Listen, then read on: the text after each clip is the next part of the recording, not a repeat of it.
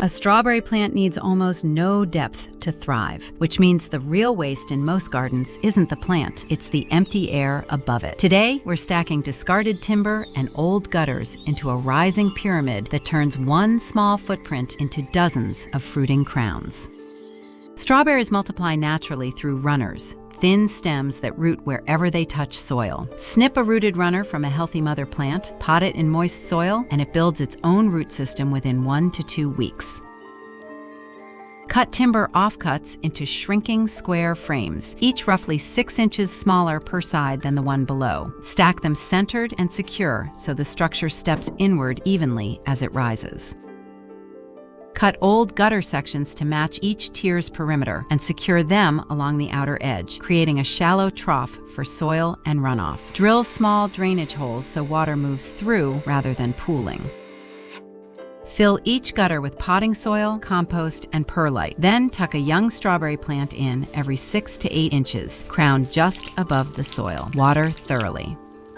Day 7, fresh roots grip the soil. Day 21, leaf clusters spill over each tier's edge. Day 40, first white flowers open. Day 60, red berries appear tier by tier, sunniest levels ripening first.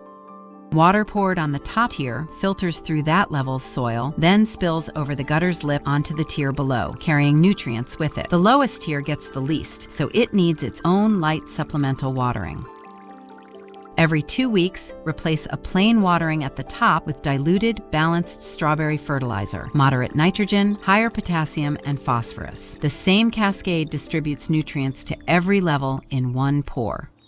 Snip runners promptly unless propagating new plants, since they divert energy from fruiting. Check the lowest tier's moisture by hand regularly. It depends most on manual topping up.